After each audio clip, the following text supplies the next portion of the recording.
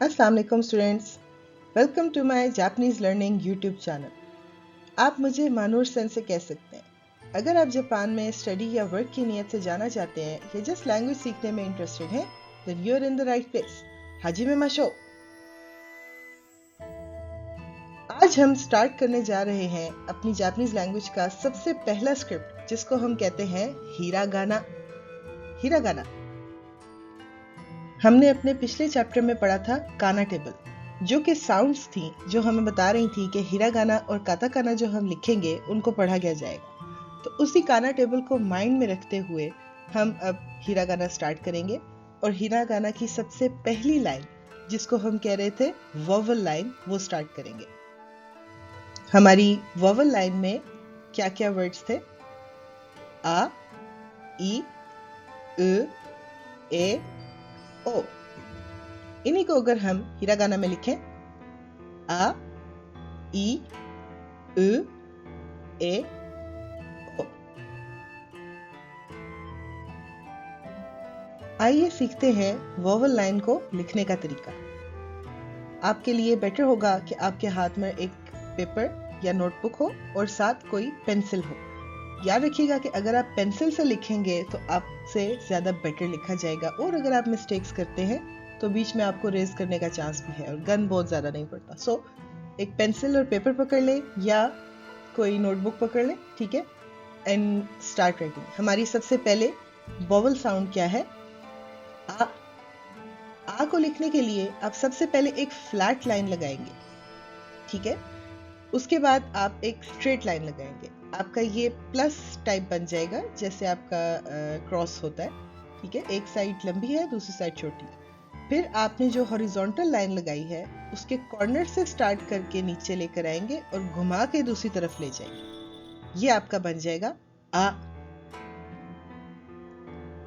इस आ को लिखने में आपको और भी बहुत सारे फॉन्ट्स नजर आएंगे। थोड़े से सिंपल भी हैं, थोड़े से कैलीग्राफी स्टाइल भी हैं। आपको जनरल उसकी शेप याद होनी चाहिए कि कैसे वो लिखा हुआ होता है। हमारी नेक्स्ट साउंड है ई। ई को लिखने के लिए आप सबसे पहले एक टेढ़ा लंबा स्ट्रोक लगाएंगे और इसके एंड पे आप बनाएंगे हुक, ठीक है, जिसमें हम इसको नीचे लाकर ऊपर की तरफ हाथ छोड़ देते हैं। ऊपर की तरफ आप पेंसिल लेके जाएंगे दबा के, और आप उसको एकदम से उठा लेंगे तो आपकी ये हुक बन जाएगी जो आपकी बिल्कुल एंड पे आ रही है। उसके बाद उसके सामने थोड़ा ऊपर की तरफ एक छोटा स्ट्रोक लगेगा। ये अगर आप ये वाला जो स्ट्रोक है अगर आप बहुत लंबा ना लगाए तो इट विल बी बेटर। इसकी और वेरिएशंस आपको नीचे नजर आ रही हैं, और आप देखें कि लेफ्ट वाला जो स्ट्रोक है वो लंबा है और ऊपर वाला जो स्ट्रोक है वो छोटा है और थोड़ा ऊपर की तरफ है। हमारी नेक्स्ट साउंड है उ। उ के लिए आप एक लाइन ऊपर से नीचे की तरफ लगाएंगे, थोड़ी सी टेढ़ी, और फिर नीचे से आप स्टार्ट करेंगे उसके ऑपोजिट डायरेक्शन में, ऐसे। ये हो गया आपका उ। आसान है ना? इसको लिखने के ये आपके पास थोड़े से और भी फॉन्ट्स आ गए। आपके लिए बेटर होगा कि जो ऊपर वाला स्ट्रोक है उसकी आप हुक ना ही बनाएं, और आपका ऊपर वाला स्ट्रोक और नीचे वाला स्ट्रोक है ये एक वी शेप बना रहे हो। नेक्स्ट साउंड है हमारे पास ए। ए के लिए जैसे ऊ में आपने पहला स्ट्रोक लगाया था उसी तरह का स्ट्रोक है। ये जो नीचे इसमें नोक बनी है ये आप बेशक ना लगाएं, आप सिंपल स्ट्रोक ले आए। फिर वंस अगेन ऑपोजिट साइड से नीचे से ऊपर की तरफ स्ट्रोक, और एक एच, जैसे एबीसी का स्मॉल एच होता है उस तरह की शेप आप बना देंगे और एंड से उसको एक्सटेंड कर देंगे। ये और वेरिएशंस हैं इसकी। नेक्स्ट साउंड है हमारे पास ओ। ओ के लिए जैसे हमने आ का स्टार्ट लिया था, पहली लाइन हमारी उसी तरह ही, बस जब आप दूसरी लाइन को नीचे लेकर आएंगे तो आपने उसको नीचे लाते हुए रुकना नहीं है, आपने उसको घुमा के ऊपर की तरफ ले जाना, ठीक है, और ऊपर एक छोटा सा स्ट्रोक लगा दें। ये जो छोटा स्ट्रोक है यही आपका डिफरेंस है आ और ओ में। बाकी इन दोनों की शेप बहुत सिमिलर लगती है। ये इसको लिखने के और भी तरीके हैं। ये कंप्लीट होती है जी हमारी वोवल लाइन। इसमें क्या क्या साउंड्स आए हमारे पास? आ, ई, उ, ए ओ। आइए प्रैक्टिस करते हैं। रेंशु शिमाशो। ये क्या था? आ प्लस ये क्या था?